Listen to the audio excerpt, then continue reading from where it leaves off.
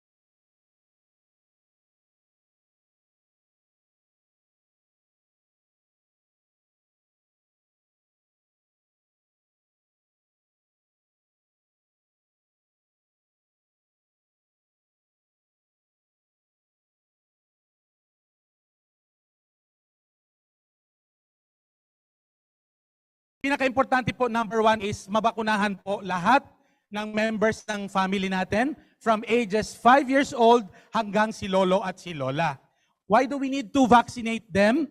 Because this will allow them, yung ating mga kabataan ngayon, to have their face-to-face with their schools. And sometimes po, now, still we are in their blended mode of education. So doon po sa mga younger children, when they go home, number one po na pwede nating i-manage is, number one is to encourage yung play. Sa mga bata pong mga 5 years old pababa, wag po natin kakalimutan na despite there is pandemic, they need to play and interact. So pag napabakunahan na po ng ating mga anak, then definitely it gives them the added protection from COVID-19. Ano po ang magagawa ng pakikipaglaro sa kapwang edad nila? This will allow them to play and interact, and more importantly, nare-relieve po yung ating mga kabataan. But we will only be able to do this if our children are already vaccinated. Sa edad po na 5 years old to 11, dapat po meron na silang first and second dose at least. Now, pangalawa po, Ano pa po ang nagiging problema ng ating mga kabataan? Number one is, paano natin sila i-manage? Yung pangalawa is, we bond. Ano po yung ibig sabihin ng bond? Tayo po ay makipag-establish ng sa oras sa mga bata. Kahit po, no matter how we are busy, mommy and daddy, we should need to find time sa ating mga bata. Lalong-lalo na po ang mga ating mga teenagers. Huwag ho tayong maging kampante at pabayaan natin ang mga bata at night.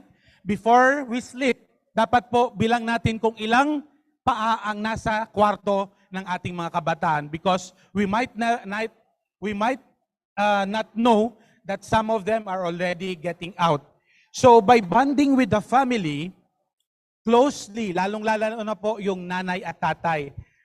During this COVID pandemic, importante po na ang mga magulang magkaroon po ng oras sa ating mga anak. Lalo na po ang mga teenagers.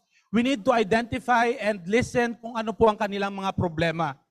Malaki po ang impluwensya ng magulang sa bahay.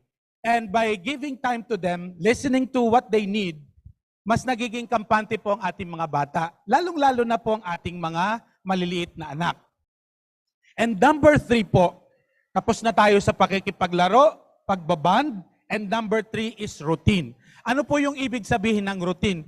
Yung usual po na ginagawa sa bahay.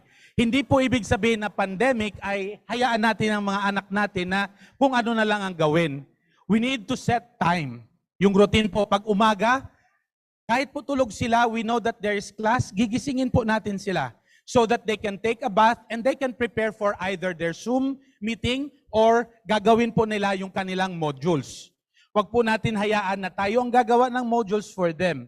They have to sit down, dapat nilang gagawin yon. And that is one of the routines na gagawin natin. Pero po, dapat bago gagawin yon, dapat naligo na muna ang ating mga anak at nakahanda po ang kanilang mga agahan. Those are routines na dapat bilang magulang ginagawa po natin. Ang tanong, ginagawa pa rin po ba natin? Hindi excuse po na tayo ay sobrang busy at maraming ginagawa. And ano pa po yung mga routines na ginagawa natin? Ang pagpapakain sa mga bata dapat 3 beses, umaga, pananghalian at gabi. At higit sa lahat, ang routine, siguro po ito ay mag-a-agree kayo sa akin, ang nawawala na po sa atin sa ating mga pamilya ay ang pagdadasal. Number 1 po, in times of this crisis that our country, that the world is facing, ang pagdadasal po, ang Panginoon, ang lagi nating dapat balik-balikan at huwag nating kakalimutan. Ang mga kabataan po ngayon masyado nang nahuhook sa internet, sa cellphone, nando doon sa taas or nando doon sa gilid, wala nang time makipag-usap kay mami at daddy. At ang mami naman at daddy, busy naman sa cellphone. So nakikiusap po ako sa mga nanay ngayon, nakatulad ko bilang tatay, kahit po tayo ang naghahanap buhay para sa ating pamilya, huwag nating kakalimutan na meron tayong routine. At 6 o'clock, ipunin po natin yung ating mga anak and we pray kay God. We pray that our family will be protected against COVID-19 and that our family will be protected from harm. In that way, when we talk with our children through prayers, we are preparing them to be good citizens later on. And number 4, we need to talk to them. Talk to them in the sense na ito rin po ang isa pang nawawala sa ating kultura. Dati po, the family eats together and that is the time that the parents talk to their children. Pero ngayon, because of the internet, because of the schedules, we don't sit down. Sa aming bahay po at every Saturday and Sunday, yun na lang yung pagkakataon, I made sure that I called the children, sabay-sabay kami mag-almusal or gabi, kasi yun ang available time, then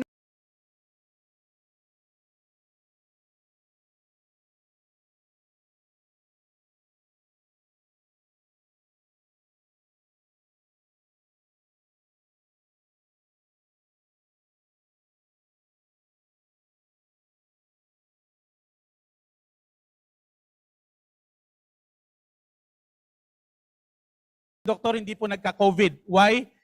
We always do the practice the protocol and then po nagpapatest po kami regularly while we manage our COVID isolation facilities.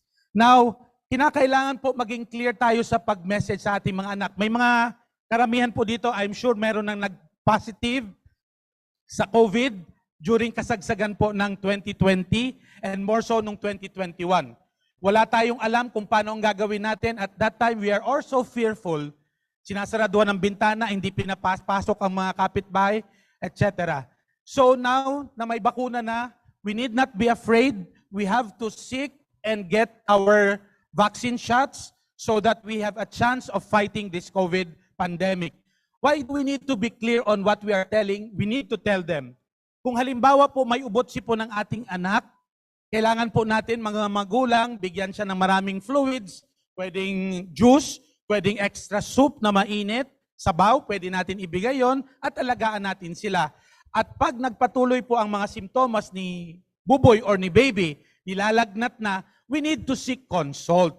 Pag tinanong kayo ng mga kabataan, bakit po kami magpapakonsulta? Kasi kinakailangan natin malaman ang estado ng iyong health. Huwag po natin itago. Karamihan po ngayon ang ginagawa pag may ubot-sipon, nasa bahay, nilalagnat, ayaw po magpakonsulta. Andiyan dyan po ang mga health centers, ang ospital, para bigyan po kayo ng tugon sa inyong mga pangangailangan sa salud. Now, bakit po natin kinakailangan maging clear? Bakit kailangan natin sabihin sa kanila? Para maunawaan po nila ang posibleng mangyayari sa bahay. Bakit may ambulance? Bakit kailangan i-transfer si nanay or si tatay? Or most so, kung yung anak natin mismo ang naging positive sa COVID, we have to communicate it with them clearly. In simple language, yung mauunawaan natin ng ating mga kabataan. Because in so doing, we will get their cooperation. So, again, how to manage our children during COVID stressful situation. Number one, wag nating kakalimutan na meron pa ring play or to dissipate the stress. Second, we need to bond with our children. No matter how busy we are parents, we have to sit down and talk to them and understand them. And number three, do our routines. Kinakailangan po, maliligo pa rin ang mga anak natin, magtututbrush, kakain ng 3 beses, at higit sa lahat, mananalangin tayo sa Panginoon. And number 4, kinakailangan natin silang kausapin. Pag may mga problema, dapat po natin silang upuan sa tabi at kausapin at alamin ang kanilang problema. And number 5, kinakailangan pong clear at direct to the point ang ating sasabihin sa mga anak. Now, let us all remember that bilang parents, we need to listen to our children. Maging sensitibo po tayo sa nararamdaman ng ating mga anak. Gagamitin natin ang mga mata, obserbahan natin, kilala natin ang mga anak natin, I hope. Makikita natin kung masaya sila or kung sila ay kinakabahan. Or more importantly, kung sila ay malungkot. Huwag na nating hayaan dumating sa stage na sila ay ma-depress. Because pag hindi na-address ang depression, it will lead to sa bagay na ayaw natin mangyari. And second, we need to show them our support. Doon po yung suporta, mapapakita natin, lulutuan natin sila ng pagkain, kakausapin natin sila, tutulungan natin sila sa kanilang mga assignments. And number 3, we need to reassure them. Ito po yung tatanda natin, anak, andito lang kami ni nanay at ni tatay. Hindi sa akin importante kung anong grades ang makuha mo. Hindi sa akin importante kung ikaw yung mag-number 1 sa klase. Ang importante sa akin, ikaw ay maayos at makatapos ng iyong pag-aaral. Sinabi ko rin din po yan sa aking mga anak because at times during the height of pandemic, they were also stressed as their parents are. So I told them directly na ang grades sa ngayong panahon, hindi importante yon kay mommy at daddy. And number 4, this is one of the most difficult times in our lives. I would say, 1969 po ako pinanganak. Ito po para sa akin ang pinakamahirap na panahon ng aking buhay. And that is why, kung ito ang panahon na napakahirap para sa atin, more so with our children. Sabi nga ng isa kong anak, Daddy, I lost my youth. Yes, I understand. For 2 years, more than 2 years, hindi nakapaglabas ang mga bata. But we try to celebrate her debut in a very modest way with their families. And lastly po, napaalala ni Dr. sa ating lahat, they need extra love and attention.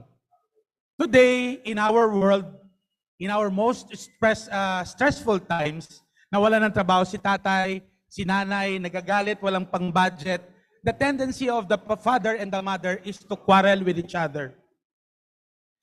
Hindi po magiging solusyon ang pag-away sa isa't isa. Kailangan po natin pakinggan ang bawat isa. And kung gusto natin makatulong sa bawat isa, kinakailangan po wag nating kakalimutan na magpabakuna. Ang ating mga health workers ay nandito. For 2.5 years, together we fight COVID and still we are here for you doing our work that we need to protect the community for a better and safer Legazpi City. Sa inyo pong lahat, maraming salamat.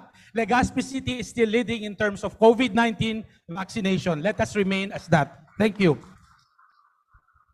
Maraming salamat, Dr. Fulbert Hilliego, our City Health Officer. Yun na, alam na natin kung paano natin i-manage yung mga batang tinamaan or how to manage children with COVID at home.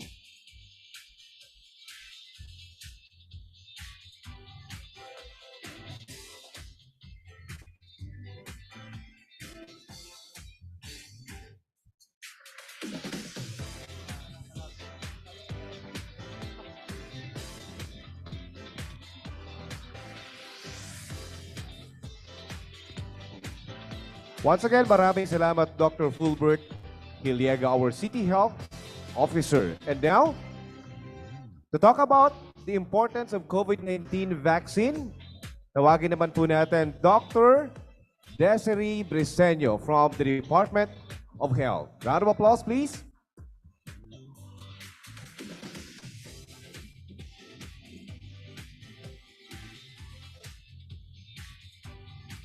Diyos Marinaldo po sa Satuyaga, boss. Nagpamarahaw po kita. Okay, so may iksi lang po akong PowerPoint presentation para po sa inyo. So, next slide po, please. Okay, so syempre ngayon na-discuss ni Doc Gallego yung tungkol sa pag-manage ng mga COVID cases sa bahay. So, ngayon, ang i-discuss ko naman ay kung paano natin maiiwasan yung pagkakaroon ng sakit na COVID. Okay? So, syempre, paano nga ba, no? So, dapat tayo ay magpa-bakuna. So, syempre, mahalaga na matugunan natin yung mga agam-agam nyo, yung mga tanong tungkol sa pagbabakuna dahil marami pa rin po sa atin ang meron pa rin pong mga nagdadalawang isip pa din po tungkol sa pagbabakuna. So ito po, i-discuss po natin yan ngayon. Next slide please.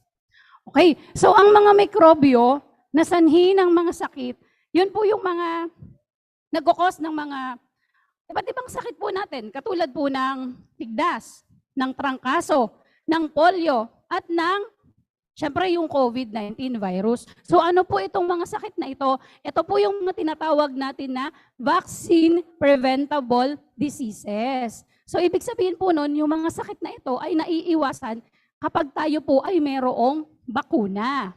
Okay, so next slide please. Ayan, so ito po yung mga sakit na naiiwasan sa pamamagitan ng pagbabakuna.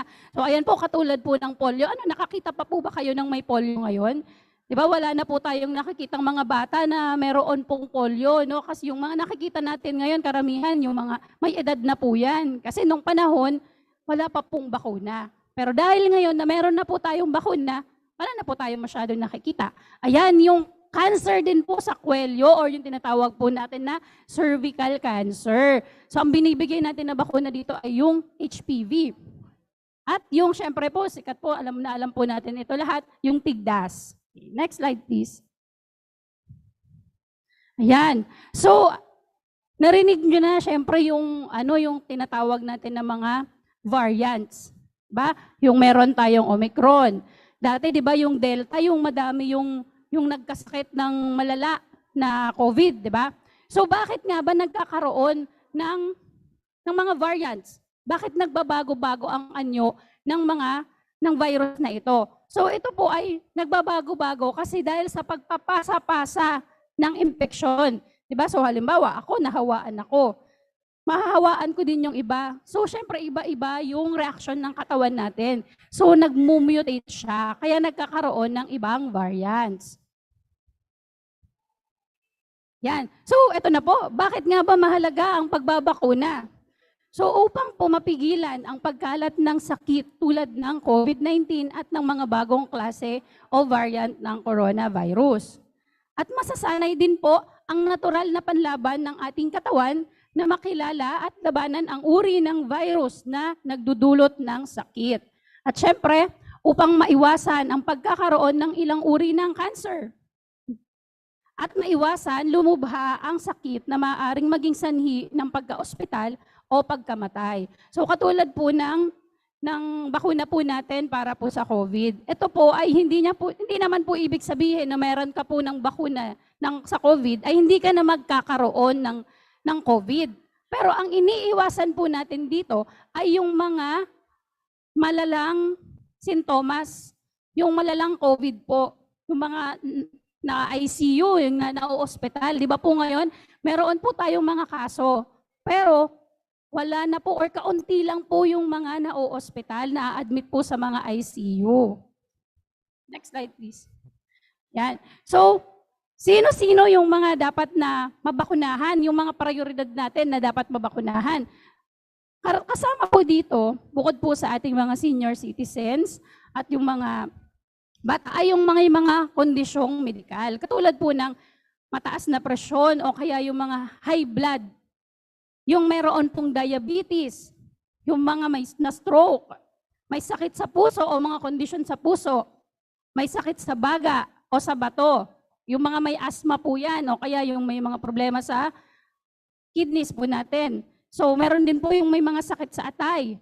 Yung mga mahihina ang natural na panglaban ng katawan sa sakit. Okay? Ito po yung tinatawag natin ng mga immunocompromised. At ito din pong mga yung may sobra or kulang po sa timbang. Kasi dahil sobra nga sila or kulang nga sila sa timbang, yung panlaban, yung natural na panlaban nila sa sakit ay mahina din. So kailangan natin yung palakasin. At syempre, yung mga buntis po, yung mga buntis na nasa second trimester na po ng kanilang pagbubuntis. Okay. So, yung iba po sa atin, karamihan po ay ang nagiging rason ay hindi daw magpapabakuna dahil meron daw sakit, meron daw siyang diabetic po ako, mataas po ang BP ko, hindi daw po magpapabakuna. Eh di ba nga po, sila po ang dapat na mabakunahan. Kaya yung iba po na naiisip niyo po, di ba, parang hindi akong papabakuna kasi baka lalong lumala yung sakit ko. Hindi po siya lalala. Dahil ang poprotektahan po natin ay yung pagka nagkaroon po tayo ng COVID, mas lumala yung sakit po natin. Yun po. Okay, next slide please. Okay, so bakit naman po mahalaga ang karagdagang doses ng bakuna or ito po yung tinatawag natin na booster dose, 'di ba? So karamihan po sa atin dito mayroon na pong nung first dose at second dose, di po ba? So medyo matagal-tagal na yon kasi nung last year pa tayo nagsimulang magbakuna. So ngayon, kailangan natin ng booster dose. So bakit po? Ayan, makikita po natin dito sa diagram na sa first dose po, sa unang beses po na binigay yung first dose nyo, nagsisimula pa lang po ang pagtaas ng ating protection sa katawan. Ngayon, kaya kailangan po natin ng second boost para mas lalo po siyang tumaas. So pag tumaas na po siya, ibig sabihin, meron na po tayong sapat na proteksyon. Kaso lamang po, pagdating po sa katagalan po ng panahon, sa paglipas po ng panahon, bumababa po ito. Kaya kailangan po natin na i-boost. Di ba?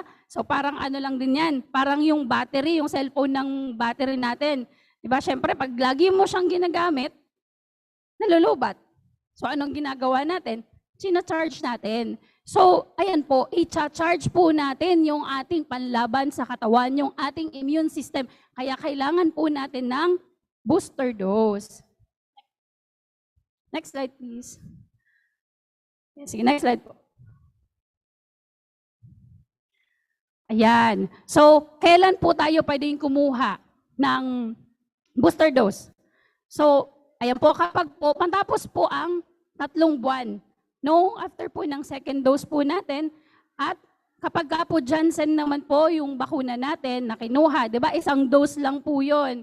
So, after 2 months po, pwede na po tayong magpa-booster dose. Next slide. Yan. So, sino ang mga maaaring tumanggap ng karagdagang doses ng bakuna? So, syempre, yung ating pong mga senior citizens, yung mga mahihina po, yung mga resistensya, yung mga may mga sakit po katulad po ng yung mga kailangang uminom ng mga corticosteroids. Ito po yung mga klase ng mga gamot na nagpapahina po ng ating resistensya na mas madali po tayong kapitan ng iba't ibang klase ng sakit. Okay? So, ayan po. Ayan. So, isa din po sa nagiging rason natin kung bakit tayo ay nagdadalawang isip na kumuha ng bakuna ay dahil po sa mga side effects. Diba? Ito po yung mga iniisip natin kasi magkakaroon, sasakit daw yung katawan. Ayan. So ano nga ba yung mga karaniwan na mararamdaman mo pagkatapos mong kumuha ng bakuna? So syempre katulad po ng ibang mga bakuna na tinatatanggap natin, katulad po kapag nagpabakuna po tayo ng anti-tetanus. So syempre, pwede po tayong makaranas ng pagkapagod. Pwede rin pong manakit ang ating mga kalamnan, ang ating mga kasukasuan. At syempre, pwede po tayong magkaroon ng lagnat. Okay? Pwede rin pong sumakit ang ulo. At syempre, ito po yung pinaka-common po talaga, yung sumasakit or namumula po yung kung saan po tayo binakunahan. Ayan. So, usually po, pwede po siyang maramdaman mga 15 to 30 minutes or yung iba naman po, paggabi, pag-uwi na, saka lang nakakaramdam ng side effects. Pero ito pong mga side effects na ito ay common naman po siya, usual naman po siya, expected po natin siya na may ganun pong magiging epekto. At pwede po natin itong i-manage. No? Pwede po tayong uminom ng paracetamol or pwede po tayong mag-hot compress dun sa lugar kung saan po natin nilagay yung bakuna. Okay. So, sino naman po yung mga hindi maaaring tumanggap ng bakuna? So, ayan, kapag ka po meron pong malubha o agarang reaksyon ng bakuna. So, ito yung may mga tinatawag na allergic reaction doon po sa natanggap na bakuna. So, kung halimbawa po sa first dose po ay nagkaroon po ng reaksyon. So, syempre, pag second dose niya po, hindi na po natin yun ibibigay sa kanya. Okay. Kasi pwede pong dun sa ingredient po nung bakuna, meron siyang isang component doon na allergic siya. So ibang bakuna po ang pwede nating ibigay kasi 'di ba marami po tayong iba't ibang bakuna para po sa COVID. So syempre po, yung mga bata po na wala pa po sa 5 taong gulang kasi wala pa po tayo dito sa Pilipinas na bakuna para sa ating mga 0 to 4 years old na mga bata. Pero ang ating po mga 5 years old and above, meron na po tayong bakuna para dito. Okay, so syempre ang bakuna po ay requirement para sa malusog na pangangatawan. At syempre, ito yung mga paraan para makaiwas tayo sa COVID-19. Kasi 'di ba, nagsisimula na po ngayon yung ating mga face-to-face na mga activities. Nagbukas na nga po pala yung ating mga eskwelahan. So, syempre, kailangan nating tandaan ang Bida Solusyon Plus. So, ano ang Bida Solusyon Plus? So, syempre, ang B ay bawal ang walang mask. So, dapat lagi po tayong may suot na mask. Lalo na pag tayo ay nasa mga pampublikong lugar. So, ano naman po yung I sa ating bida? So, syempre, isanitize ang ating mga kamay at mag-isolate po kapag meron po tayong mga naramdaman ng mga sintomas. Okay, at ang D naman po ay ang pagdistansya ng 1 metro. Okay, so syempre, ang A po natin ay para po sa airflow. So dapat po nakabukas po ang bintana para iwasan po natin yung mga kulob na lugar, yung mga maliliit na lugar. At syempre, yung plus po sa Bida Solution Plus natin ay ang pagbabakuna. Kasi yun lamang po ang tanging epektibo. At ito po ay subok na at napag-aralan po ito ng ating mga eksperto. Ito po ay ligtas ang ating pong mga bakuna. So, yun lamang po. Maraming salamat po.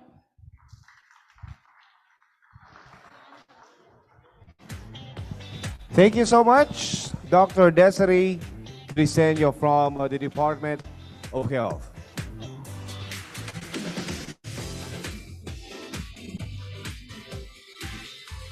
And let's do the awarding. Maraming salamat po, Dr. Desiree. Si Dr. Desiree makakasama pa rin po natin tomorrow, okay, for the another talk. Okay, now is for the third day ng Baby, Mama, and Family Fair. And of course, ladies and gentlemen, its award is a certificate of appreciation. This certificate is awarded to Dr. Fulbert Alec Giliego.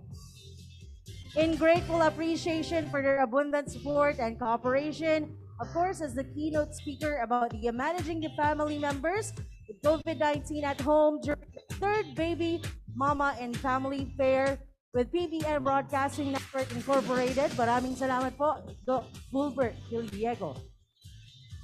Maraming salamat po. Ma'am Desiree, thank you so much. And of course, we would like to award as well this plaque of appreciation to Department of Health Region 5. We would like to say thank you because dito po nyo nilaunch ang Pinas Lakas. Ma'am Desiree, please join me on stage.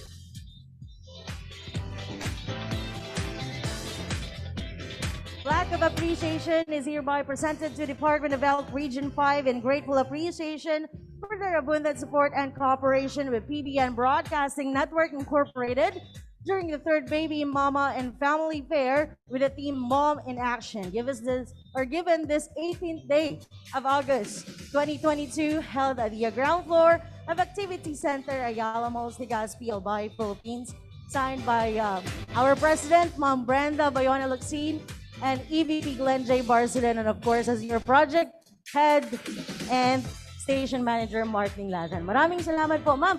See you again tomorrow. And of course, tuloy-tuloy po ang ating launching ng Pinas Lakas. Okay, let's call in.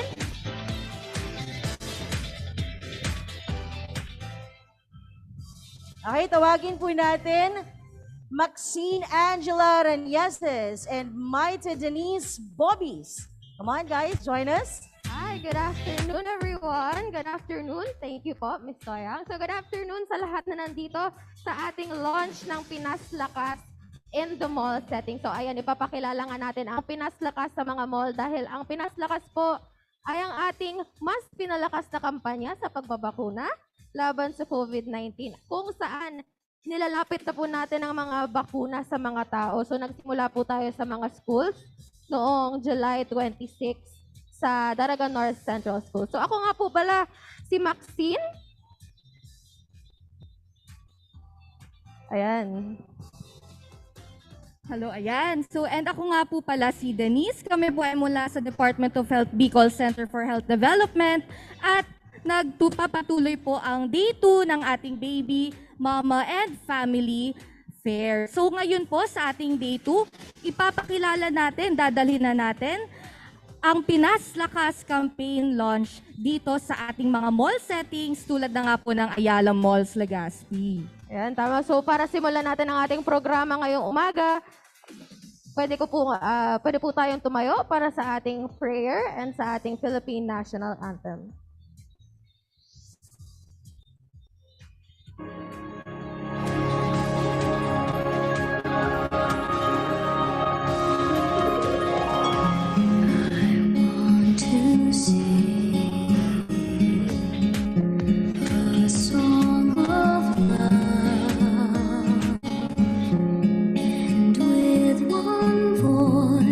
With one song, we can sing.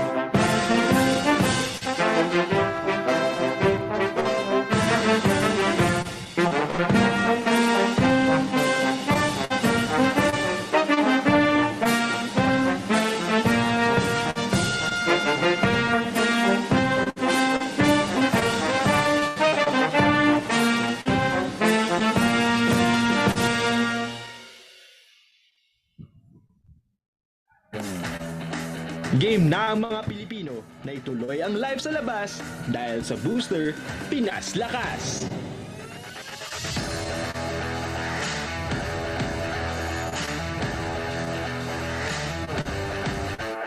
Handa na akong ikutin ang ganda ng Pilipinas. Dahil sa booster, turismo, Pinas Lakas.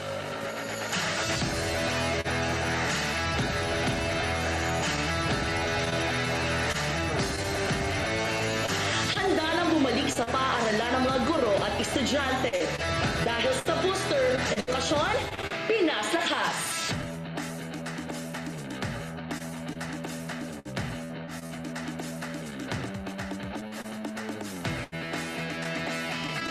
Handa na akong kumita at maghanap buhay muli dahil sa booster, trabaho, Pinas Lakas.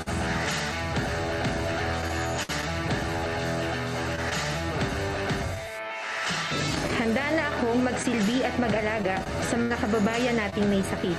Dahil sa booster, kalusugan, Pinas Lakas. Sabay tayong bumangon. Magpa-booster ngayon. Sa booster, Pinas Lakas.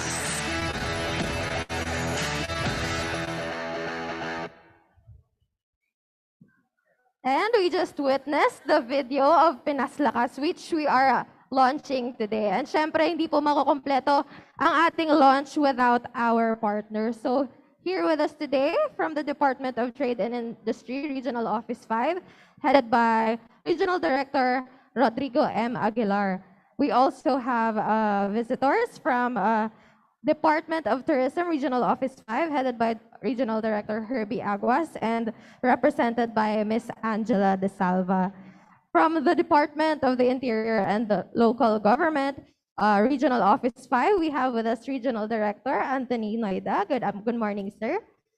From the Land Transportation Office, Regional Office 5, headed by RD Francisco P. Ranches Jr., and represented by Mr. Floro Cambo II. Good afternoon, sir. Of course, we have to thank our partners from Ayala Malls Legazpi for giving us this wonderful venue to have our launch. So thank you very much, Ayala Malls Legazpi, especially to Mr. Irving Noyal, the Deputy General Manager. And of course, we have our visitor from the Department of Health Central Office, Director Felicitas Ducusin. Good morning, ma'am. And of course, from the Legazpi City government, we will be joined later on by Mayor Geraldine Rosal. And of course, we have our partners in health from the Provincial Health Office of Albay, Dr. Nathaniel Rempilio, and the City Health Office of Legazpi, Dr. Fulbert Giliego. Okay, so now let's officially begin our program. And with this, we will be given our welcoming remarks from our Assistant Regional Director of the DOH Bicol CHD, Dr. Ferchito L. Avellino. Let's give him a round of applause.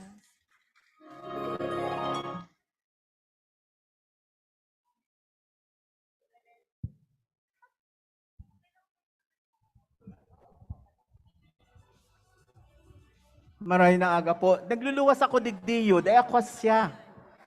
Akala ko ganun pa rin ako kanipis, yung pala makapal na ako. Maray na aga po sa satuya mga bisita, sa satuya mga partner agencies, arog ni Director Nuida kan DILG, arog po kang representante sa Department of Tourism, si Miss Angela De Salva. represent si Director Aguas, LTO, Mr. Floro Camba II, in behalf of Dr. Rances, and san sa tuyang mahigos dangan very magimik na City Health Officer kang Ligaspi, na nabistuhan ko po, manipis pa, ngunyan po, manipis pa manidiit. Iyo. Dangan tuya pong bisita na taga Manila, alagad po ang puso Bicolano, si Dr. Dukusin.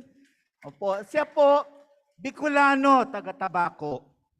Oo, pero hali sa ngunyan niya, una po siya sa Manila. Iguurasan po ako, dapat madali sana. Nangangapudan po ako sa Gabos. Sa Gabos po, naarog ko, katropa kong mga gurang. Yun, nangangapudan po ako sa Gabos na gurang. Ako po, 2 beses na akong natudukan, na-booster na po ako ng 3 beses. Alagad, hastangon yan, bako pa po ako zombie. So ano po ang gusto kong ipaaram sa Indo? Magpatudok na po kamo dahil na kamo magduwa-duwa. Ngani po, maibiteranta ang paglala ng kaso ng COVID sa satuyang mga palibot, sa satuyang buhay. Kung pigpapahalagahan ta po ang satuyang buhay na tinaukan Diyos, kung pigpapahalagahan ta po ang buhay kan satuyang pamilya, dahil na po kita magtagas kipayo, magruluwas na kita katropa kong mga gurang, magpabakuna na po kita. Welcome po sa satuyang paglansar kang Pinas Lakas, igigibuhon ta po ining Bicol Lakas ning Uragon. Maray na aga po sa Gabos.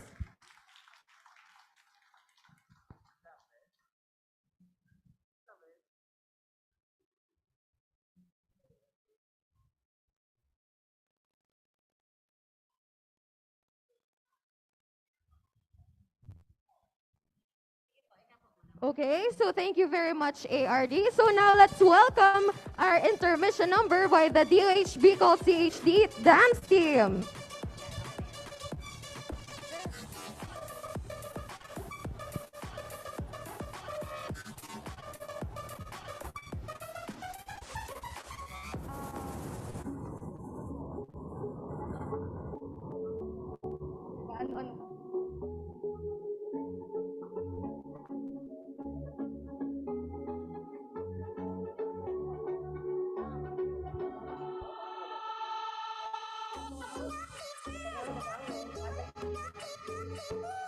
So ARD Avelino gave us a very inspiring message, inviting everyone to get vaccinated and boosted. Ayan, so sabi nga ni ARD, Bicol Lakas. Yes, so once again, let us all welcome our DOH Bicol CHD dance team. Ayan, so let us give a round of applause.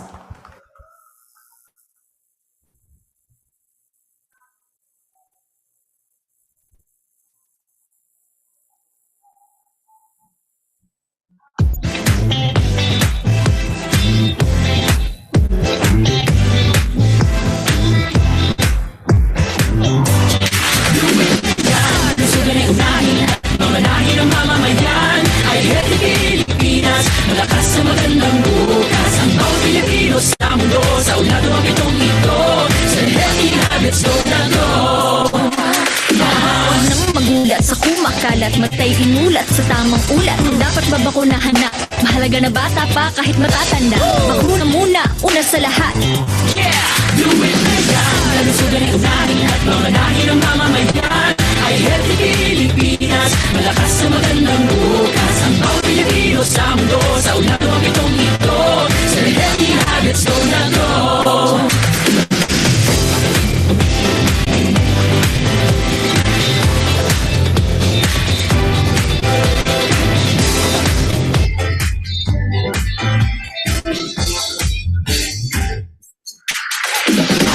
Galaw, baka ma-stroke.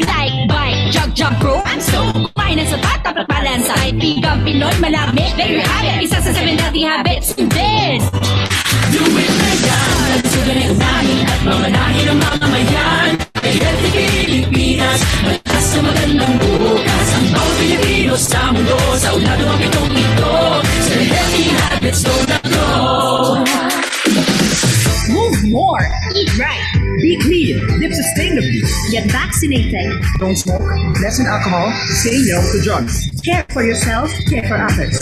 Practice safe sex. Do no harm, put safety first. Do it na yan, healthy Pilipinas. Yan, thank you very much, DOH Bicol CHD Dance Team. Napaka-explosive naman ng inyong dance. So sana kayo din na-energize. Siguro yun yung epekto ng COVID-19 thing. Joke lang. So, anyway, so to give us more insight on Pinas Lakas, we are joined by a special guest all the way from the Health Facilities and Services Regulatory Bureau of Department of Health Central Office. We have with us Director Felicitas C. Ducusin. So, a round of applause po for Director Ducusin.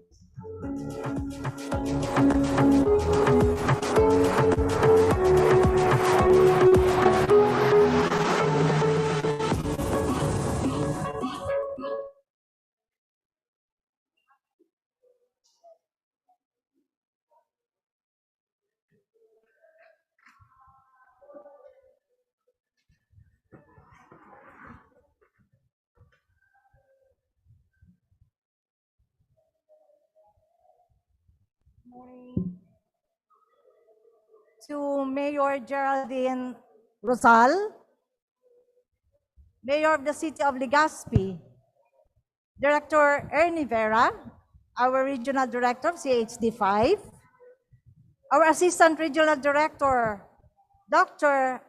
Avellino,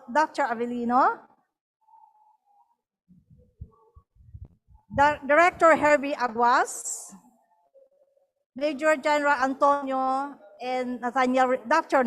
Rempilio of the Provincial Health Office, from LTO and representative, our distinguished guests and friends, ladies and gentlemen, and the entire CHD family, Diyos maray na aldaw sa inyo kabos. On behalf of OIC Health Secretary Maria Rosario Esberhere, I came here all the way from DOH Central Office of Manila, specifically our Bureau of Health Facilities and Regulatory Services, to join with you in launching this Pinas Lakas COVID-19 booster vaccination.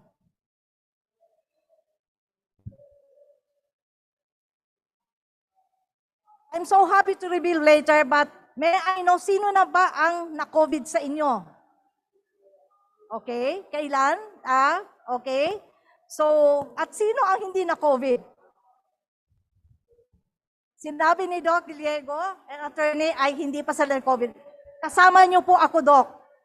Salamat, hindi po tayo tinamaan ng COVID. Okay, thanks God for that. No doubt that COVID-19 pandemic has brought havoc in our daily life.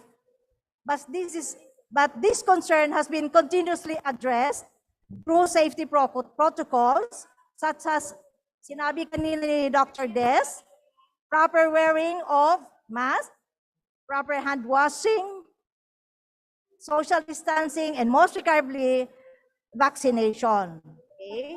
However, we are now encountering new COVID-19 variants and sub-variants. Okay? Not only the Omicron, ano na po sila, dumami na, which is the dominant variant of virus of concern in the Philippines. With the new variants, the immunity from primary doses of vaccine weakens over time. Thus, it is crucial that we have yet to be vaccinated and boosted to ensure and maintain your protection and for those around, especially your loved ones. Allow me to provide. Can you present the Jolo? Jolo, can you present? Allow me to provide the current situation of our vaccination drive here in the Philippines. As of August 16, 2022, we have already a total doses of 160,730,218. Filipinos have complete primary series of 77,144,414. Individuals have at least one booster dose, which is 71%, 17,072,480. 80% of vaccinated those Filipinos are willing to get booster dose. So, allow me again to share the current number. Ayan. Ngayon pa lang gusto ko i-congratulate ang CHD5, the LGUs. Of course, Dr. Kage is part of that. Look at the figure. Okay? Region 5 fully vaccinated of 3,535,335, which entails to 82.31%. It is your target of 4,264,048. So pag i-minus nyo po yan, kakaunti na lang po ang iyong babakunahan.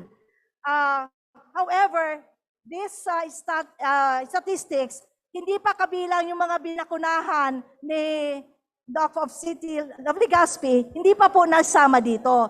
So, more or less, 700 to 500 na lang ang ating abutin. So, it is very glad to note, it just simply says na we are all aware of the booster and the vaccination dose. For Masbate, fully vaccinated, 470,433. For first booster, 87.4%. Second booster, ito po, medyo mababa, 0.53. For Camarines Sur, fully vaccinated, 73.35%, which is 318,613. First booster, 38,577. Second booster, 2,289. Next, Jolo. Camarines Sur fully vaccinated, 1 million, translated to 82%. First booster and second booster. For Sorsogon, 84.29%. For Albay, 86.55%. What about give us a round of applause for that particular area? So, hindi po tayo nahuhuli.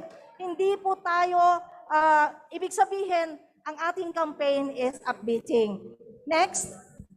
Okay, Catanduanes, 101.60%. Okay? But you see the second booster, mababa pa rin po. For Naga City, we have 99.5%. So yung first booster nila and second booster, yung primary dose, yun na po yung ano niya. So, maganda po yung mga nakuha nating statistics for Albay. Congratulations po again. Now, siguro mauubos na natin by October 8. We are targeting sana po 90% of our senior citizen ay mabakunahan na po, and 50% of which is the booster. It is the directive of our dear President, Ferdinand Marcos Jr., in his first 100 days to increase the number of Filipinos, Juan and Juana, having booster shots so we can recover from the effects of COVID-19. So far, 17,072,480 Filipinos have already received their boosters lately. Indeed, it is the objective of the Department of Health to vaccinate, I have said it already, 90% of our senior citizens and boost 50% of general population by October 2022 by providing these free, safe, and effective vaccines to our Juan and Juana. Hence, we are launching the Pinas Lakas campaign, which seeks to promote booster vaccination among Juan and Juanas. Through the Pinas Lakas campaign, the Department of Health, in partnership with local government units and other agencies, seeks to make vaccines accessible by giving jobs in our malls, in the marketplace, terminals, plazas, worship, schools, and workshop. In the central office, our directors are doing this job, distributed to different places. Even our OIC secretary, Dr. Berhere, have been roaming around in the factories, the processing zone of Cavite. Nakita niya talagang ang dami pa pong hindi nakakapagpaturok. Even at the office, our Supreme Court, last Monday, galing po siya doon. Marami pa rin po na hindi po nakakapaturok. So, we will bring the vaccine in all these places. Okay, when we get our booster shots, we will return to new life, to new normal, paunti-unti. This is what we want to happen as soon as possible. Key benefits for the remove. Ito ang mga, inaasam-asam na pag tayo ay fully vaccinated na, ano ang mga benepisyo niya? Okay? Sabi nila, nahirapan na magsuot ng face mask. Now, we can remove mask requirements, live and work free from worry of alert levels restrictions, resume learnings in schools, and working more safely. Ginagawa na po natin ngayon.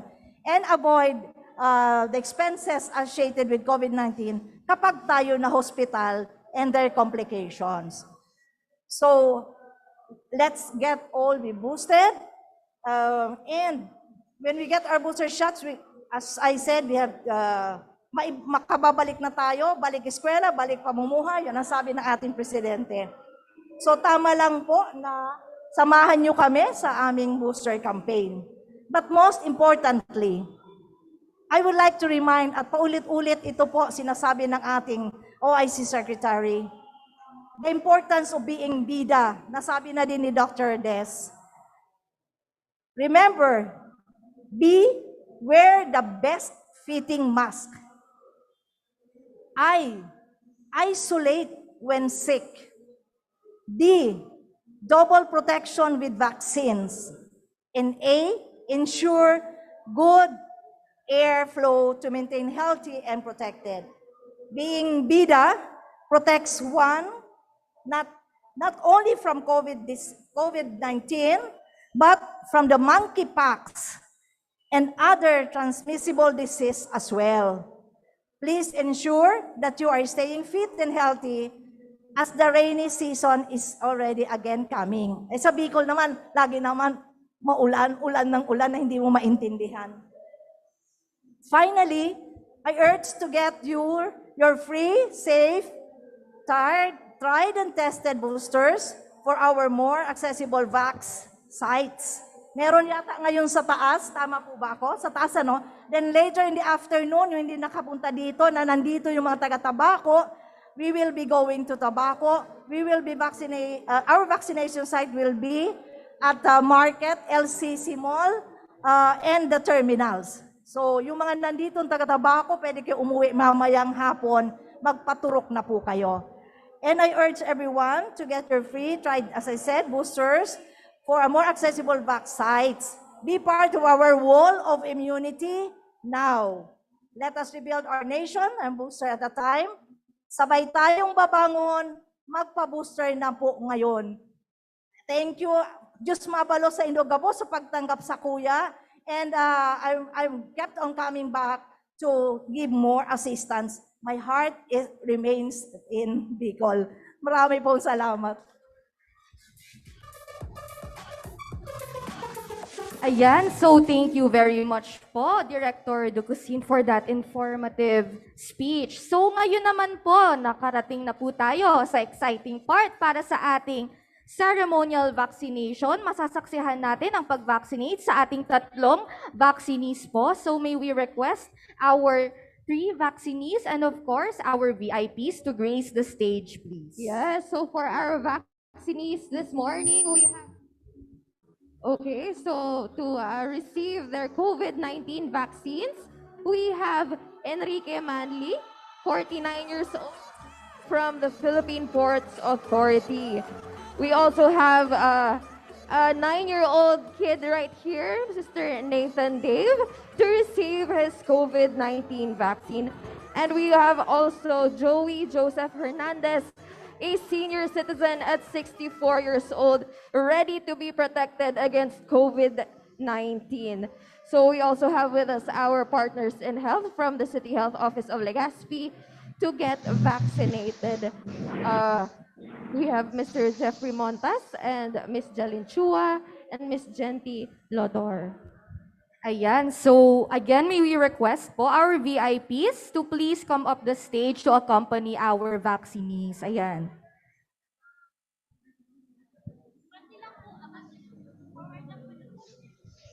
So may we please move our chairs forward? Ayan. We also are joined by our City Health Officer, Dr. Fulbert Gallego. And to witness the ceremonial vaccination, we have with us Director Dukusin, our Provincial Health Officer, Dr. Nats Rimpilio, DILG Regional Director, Attorney Anthony Nuida, and of course, our COVID-19 vaccination program coordinator, Dr. Desiree Briseño.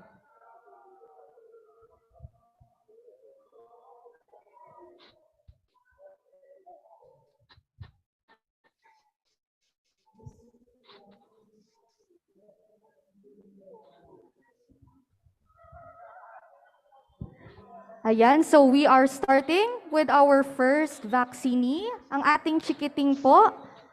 Ayan, so ready na po ba tayo? Si Kuya Ayan. Nathan Dave ay magpapabakuna laban sa COVID-19. Napakatapang at very good ni Kuya Dave. Yes.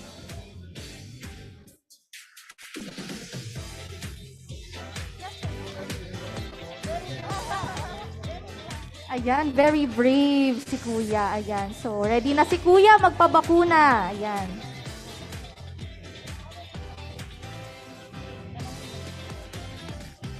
Sa pagpapabakuna ni Kuya Nathan, protected siya sa ating face-to-face classes. Ready na and protected against COVID-19.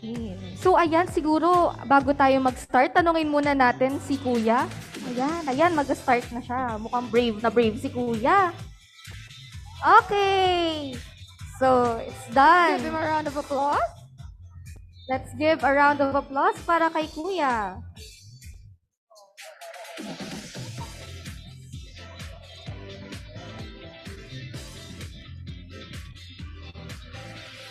Ayan, so let us pose po for the camera for our first vaccinee.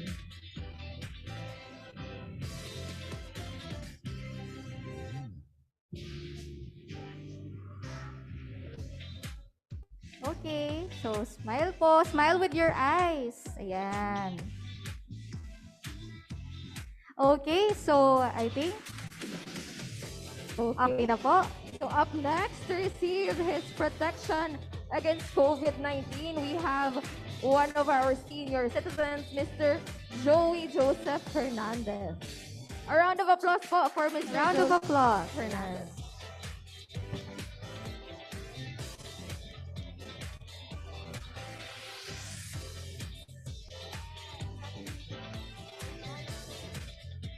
Ayan, so for our dear senior citizen, he has been vaccinated with COVID-19 vaccine Pfizer po. So ayan. So let us pose for the camera po. Ayan. So ayan, thank you very much to our two newly vaccinated vaccinees. And of course, last but not the least, for our third vaccine. Yes, so for our third vaccinee, we have Mr. Enrique Manli from the Philippine Ports Authority. So we are also joined by some staff and personnel from PPA Region 5 who will also get vaccinated at the vaccination site in the second floor.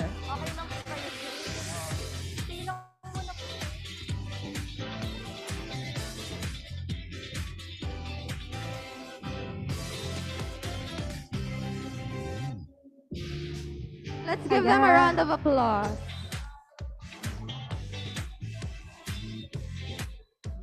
Okay, so be the pose. Ayan. Siguro compress po tayo. Ayan, compress po tayo for the photo opportunity.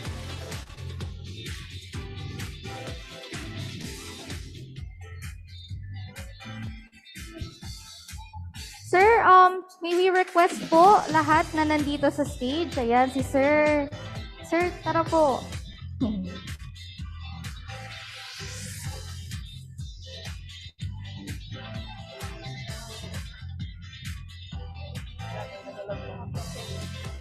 Ayan, okay, nandito na po tayong lahat. We're complete. So let us pose po para sa successful na ceremonial vaccination of our 3 vaccinees and of course, our partners po. Ayan.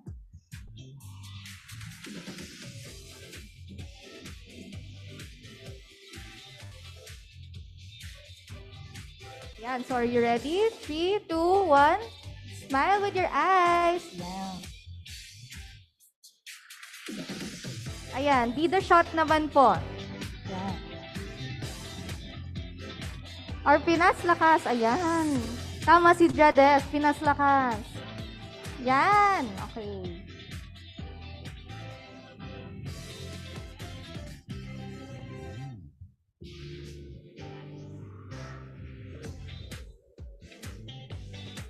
Ayan, so thank you very much to our vaccinators. And of course, sa ating mga kasamahan na nabigyan ng bakuna at ngayon mas protektado na laban sa COVID-19. Ayan, okay. So para naman po sa susunod natin sa programa, narito naman ang mag-award po tayo ng Certificate Appreciation para sa ating mga partners. Pero bago po yan, ito po yung mga partners natin na napakalaki po ang kanilang suporta sa ating pagbabakuna laban sa COVID-19. So ating pakinggan naman po ang kanilang mensahe mula sa mula sa Department of Tourism Regional Office 5 headed by RD Herbie Aguas and represented by Miss Angela De Salva. So let's give her a warm round of applause, everyone.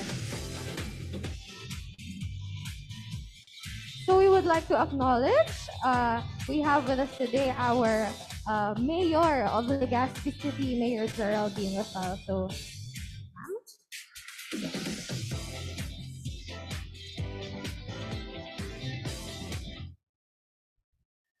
to our City Mayor, Honorable Geraldine Rosal, the Department of Health Regional Director Ernie Vera, ARD Ferchito Avellino, RD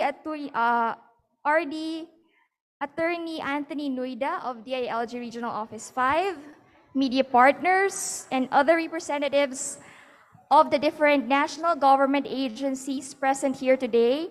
Ladies and gentlemen, marhay na aga po sa Indugabos. We, the Department of Tourism, are honored to witness and be part of the launching of the Pinas Lakas campaign, spearheaded, of course, of the Department of Health. And this campaign is a great way of boosting the country's vaccine programs as we pave the way toward a more health-conscious and safer nation. While we slowly open our destinations and attractions, which have been halted to operate for nearly 2 years because of the pandemic, the DOD continuously reiterates that health and safety protocols, including vaccination of tourism frontliners, should continue to be in place in tourism destinations around the Philippines to ensure the safety of travelers and visitors. The pandemic continues to expose the tourism industry to challenges, but our travelers can rest assured that the government continues to ensure that minimum public health and safety standards are being observed, coupled with the precautionary measures, including these vaccination programs of the Department of Health. So therefore, our guests and visitors can safely enjoy any of the 6 provinces of Bicol or even the 7,641 islands of the Philippines, even in the time of the COVID-19 pandemic.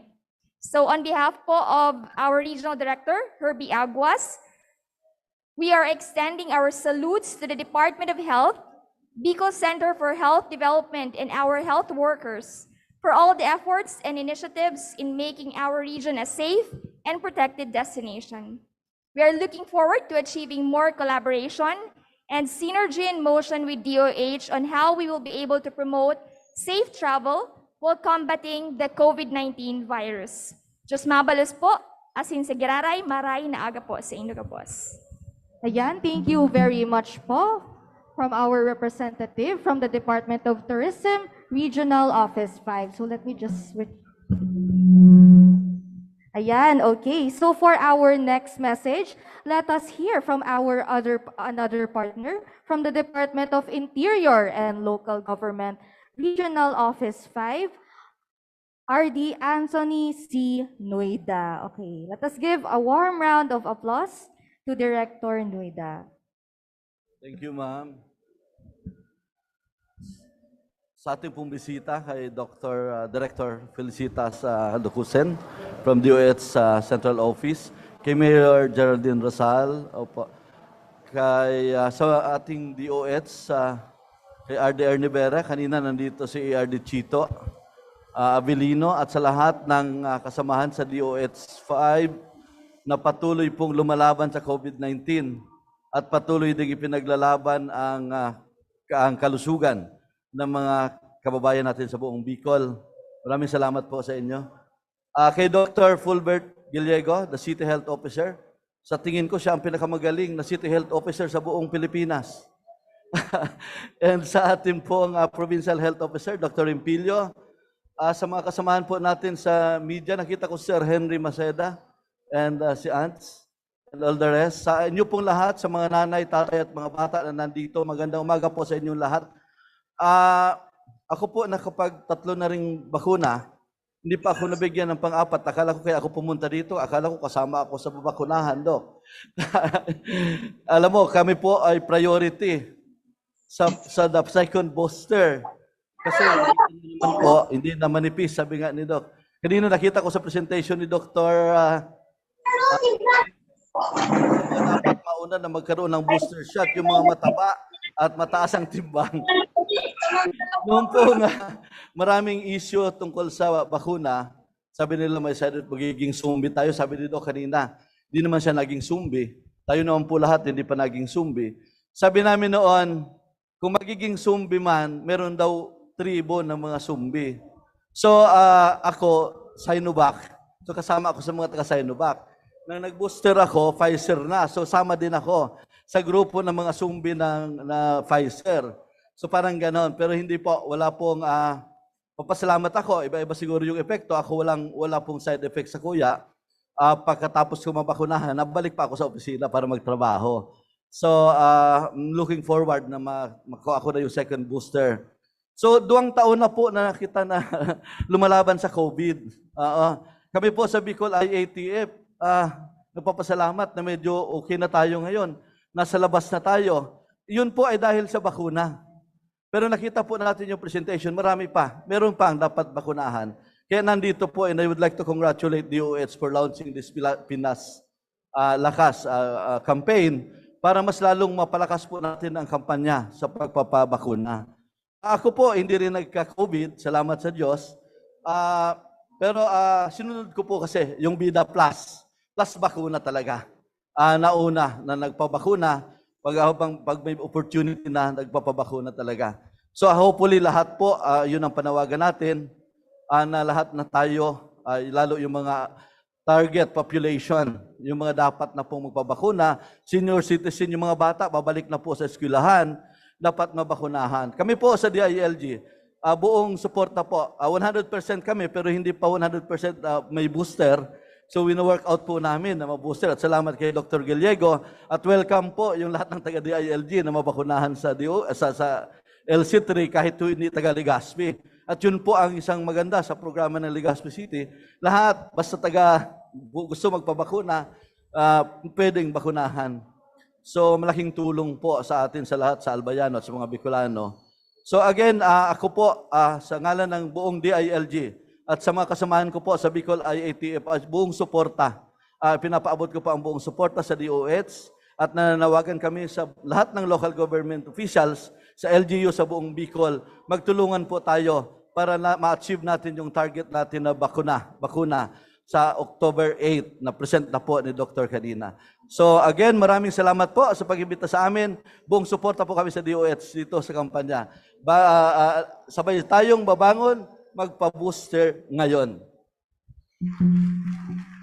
Thank you very much, Director Nuedas, and of course to DILG Regional Office 5 for their never-ending support for COVID-19 vaccination.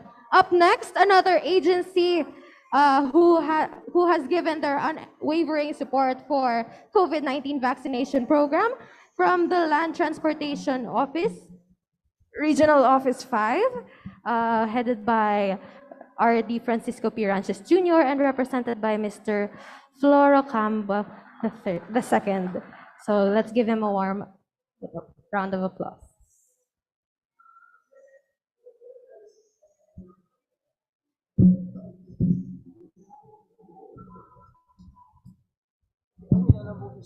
Good morning, fellow civil servants. Upon waking up this morning, taking into account my daily routine to read first Bible verse, I just couldn't help to correlate our undertaking this morning.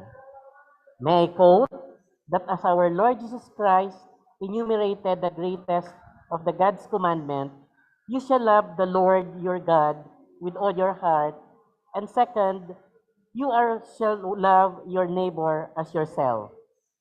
And these two commandments that I had just mentioned shall go hand in hand. The implication is that the worship of God is a sterile exercise unless it bears visible and tangible fruits in one's relationship with fellow human beings. So in this time of pandemic, we are all aware of the mandates of our respective offices. This worthwhile endeavor today is a clear manifestation that we should love our neighbor not only as our social responsibility, but biblically also. And lastly, on the part of the Land Transportation Office, Regional Office number 5, rest assured that we are all one in this endeavor.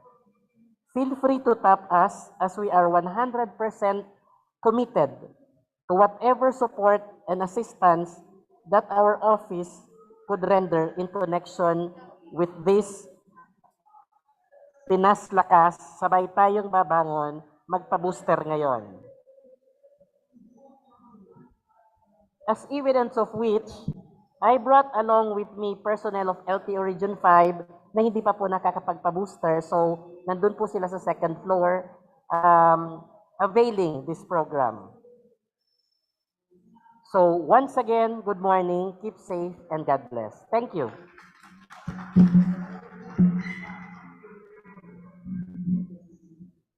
Thank you very much, Mr. Camba, for that speech. So now let us hear from the Provincial Health Office of Albay, from our Provincial Health Officer, Dr. Nathaniel Rempilio. Let us give a warm round of applause. Hi, good morning. Magmahon po, bikuling ko na lang po. Magmahon, okay lang po, ma'am. Magmahon po kami ngunyan dahil dakulaon ng support, dakulaon pala ang mga nagtatabang sa lado kan salud, na tanganing mas mapadakol ang mabakunahan, lalong-lalo na po, bako lang sa COVID, kundi po sa gabos na programa o sa gabos na pagbabakuna. Dahil kay po hanta pong maproteksyonan ang satuyang mga namamanuaan.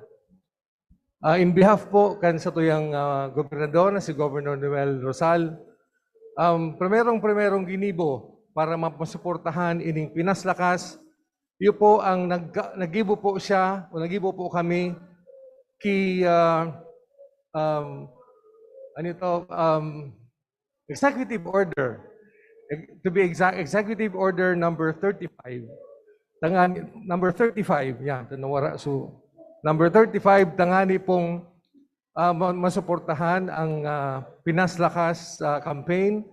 Ini pong Executive Order, encourage ang gabos o pig-orderan ang gabos na mga partners na suportahan ang pagpapabakuna, suportahan ang kampanya against COVID, tangani pong matapos na iniong pandemya. Kaabot na naman siguro na bumalik pa kita sa sitwasyon ta na nakaaging 2 taon. Bako, sisipuan mo ya na makabalik, maibalik tayo itoong 2 years ago. Kada ini, sarado ini. Di kita makaluwas. Sisidongayan mo ya. Mura, siguro mas since daing gusto ka itong mangyari. Mas magayon na libre kita magluwas, libre kita kanda ditang pigigibo. In fact, mas magayon kung mahali na ining mask. Tangani pong, ako nahihirap, nadidipisingan ako magtarama sin hangos dahil po swak na swak baga. Swak na swak. Bata medyo dakula baga ako. Di pisilong paghanap dakulang mask na makakasya sa kuya. Kaya, mas magayon na mas dakul kitang tarabang, mas magaan ang satuyang endeavor kung tarabang kita, mas dakul ang tatabang, mas magaan ang satuyang kampanya.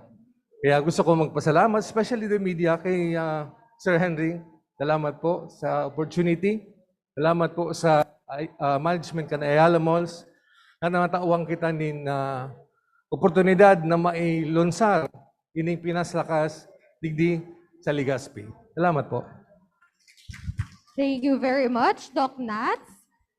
Up next, one of our consistent partners in COVID-19 vaccination, we have from the City Health Office of Legazpi, Dr. Fulbert Gallego, to give his message of support.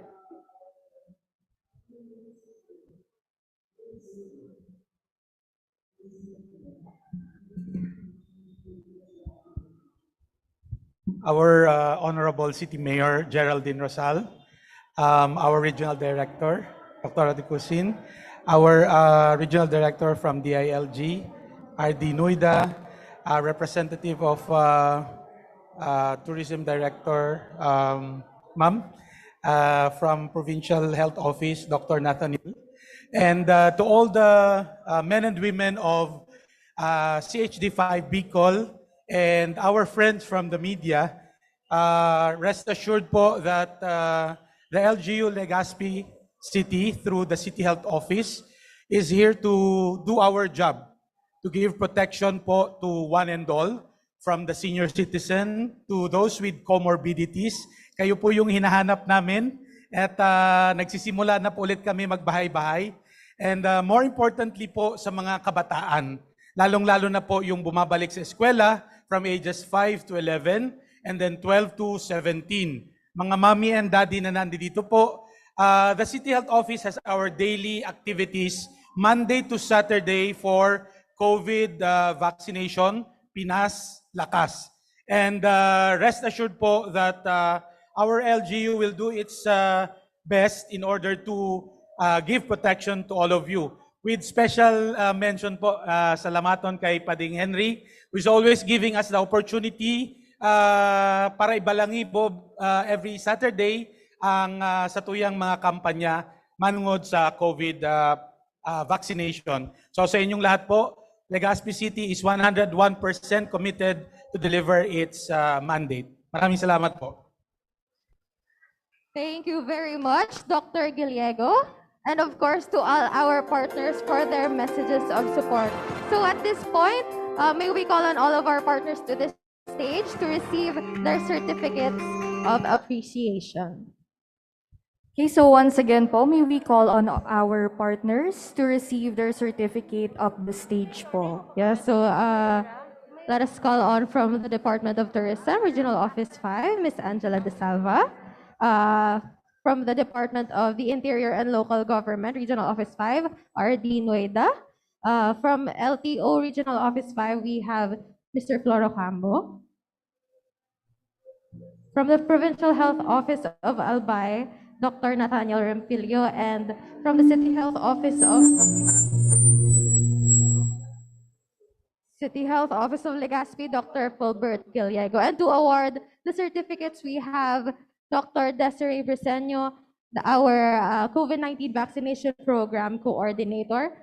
May we also invite Director Dukusin to the stage?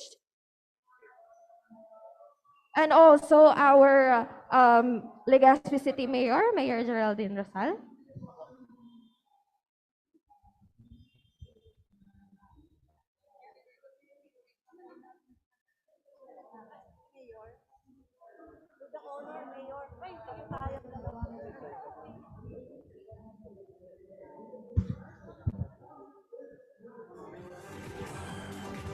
So here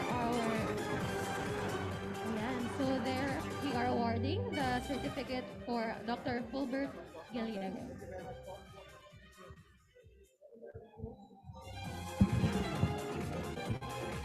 Thank you very much, Dr. Fulbert. So Yes. for our next certificate, A certificate of appreciation is awarded to the City Health Office of Legazpi. Once again,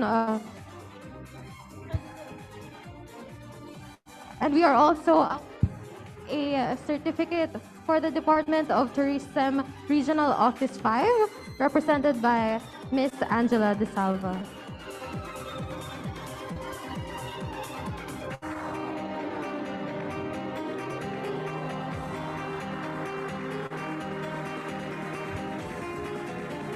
thank you very much to DOT. So for our next certificate, Up next, we have a certificate of appreciation awarded to the Department of the Interior and Local Government Regional Office 5, headed by Regional Director Anthony C. Nueda.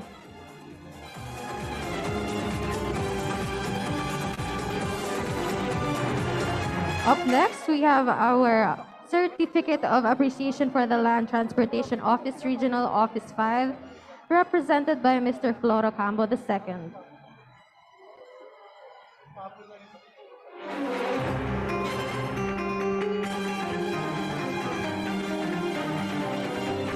We also have a certificate for the Provincial Health Office of Albay, headed by Dr. Nathaniel Rimpilio.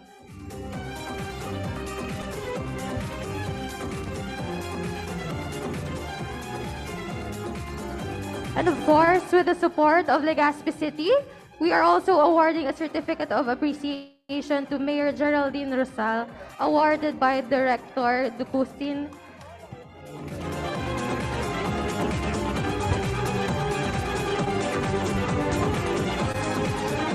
All right, so our partners can proceed to their seats.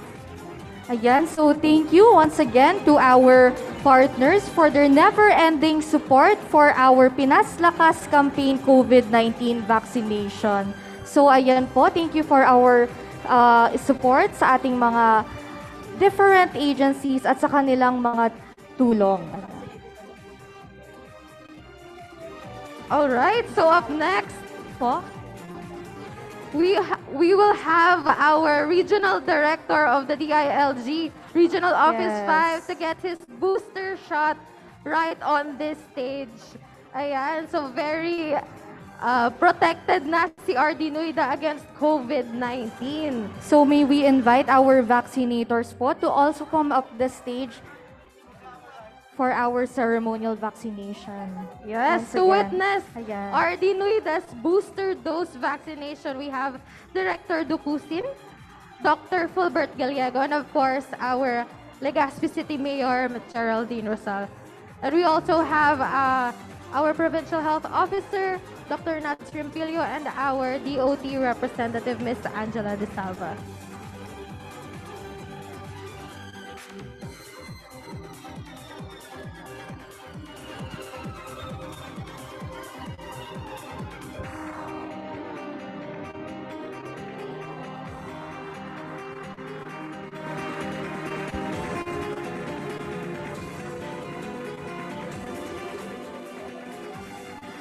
So I think while we are preparing our vaccine for Director Ducusin, let us ask Director. So, Director, kumusta po? Naninervyos po ba kayo or how are you feeling?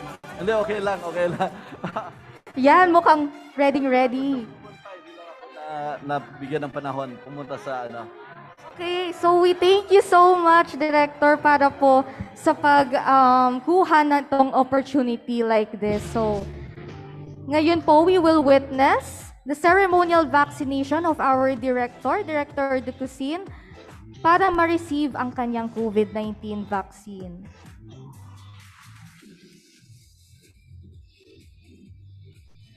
Ayan, so vaccinated na po against COVID-19 si Director Ducusin. So, pang ilang dose na po Si ni Director Nuida ang boosted na against COVID-19. Ay, Director Nuida.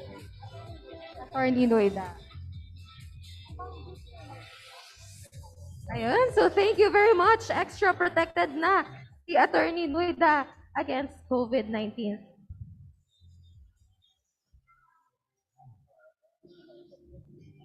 Up next, to give a message of support as well and our closing message for this morning, let us hear from the City of Legazpi Mayor, Honorable Geraldine Rosal. Let's give her a warm round of applause.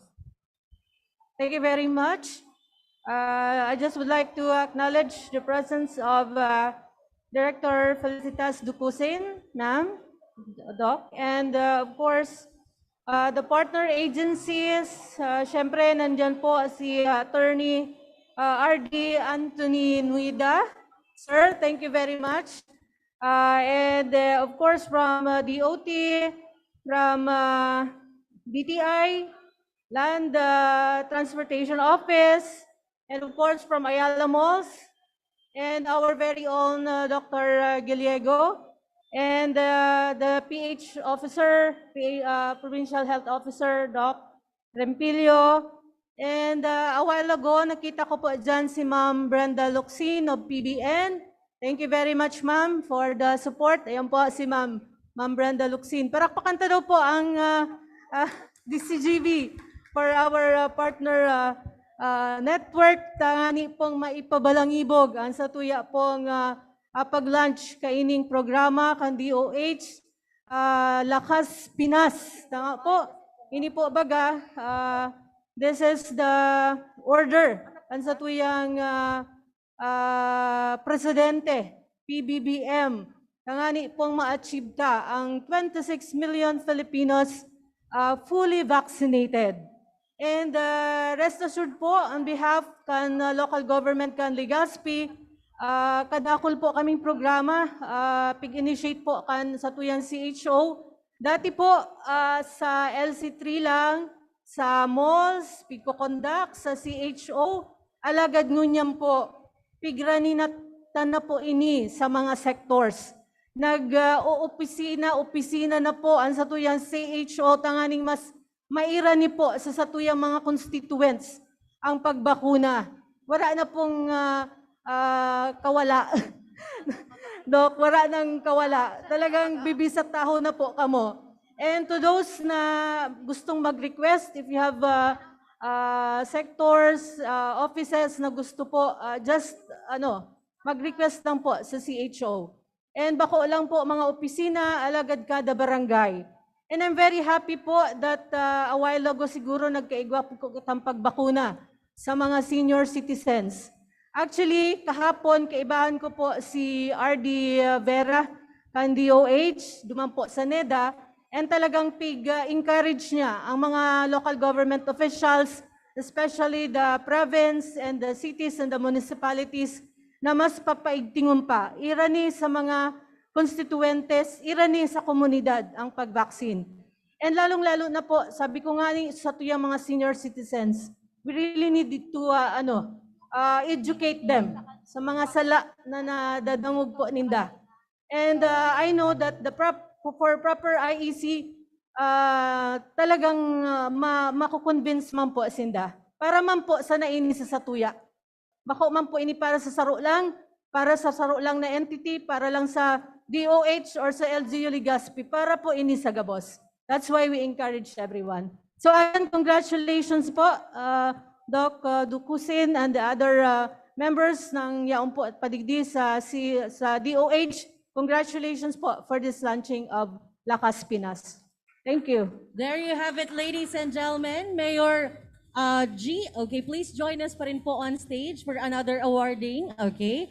That was Mayor Carmen Geraldine Rosal. Maraming salamat po, okay, for the closing remarks. Ma'am Geraldine, we would like to award this plaque of appreciation as well from PBN Broadcasting Network Incorporated for supporting the Baby, Mama, and Family Fair Year 3 the Activity Center of Ayala Malls, Legazpi. Maraming salamat po once again. And of course, the launching of Pinas Lakas. Department of Health Region 5, palakpakan po natin ang ating mga sarili at maraming salamat po for launching the Pinas Lakas Booster dito po sa aming third baby mama and family fair.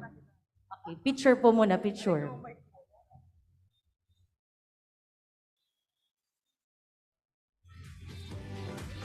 So with that, ladies and gentlemen, we would like to invite the dignitaries, okay, at the second floor of Ayala Malls Legazpi for your ribbon cutting and for the official and the final grand opening or the launching of Pinas Lakas, okay? So again, our dignitaries from Department of Tourism. Of course, Doc Fulbert, join us at the second floor. Our friends from Department of Health Region 5, from CHTB Call Department, okay?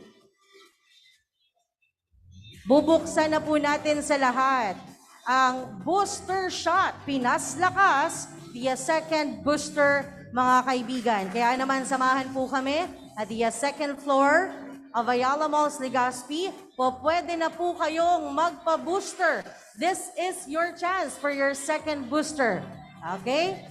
So again, second floor of Ayala Malls Legazpi, pwede na po tayong magpa-booster. Okay? Ongoing po ang ating pagpapa-register. All you have to do is pupunta lang po tayo sa second floor and let's approach our friends from Department of Health Region 5. So once again, maraming salamat po. And that ends our program for this morning. Mamayang hapon, magbabalik po kami for another talk. Okay? And of course, magkakaroon po tayo ng pagsasama-sama ng mga nanay for the breastfeeding. Okay? So ang sabayan o sarabay na pagpapasuso ng ating mga nanay sa ating mga baby, mamayang hapon na po yan. Abangan dito sa Activity Center sa Ayala Malls Legazpi. And also, we are being heard live over DZGB News Online. We will be having this replay 1:00 hanggang 3:00 ng hapon. Also, tayo po ay live sa Facebook page ng 97.1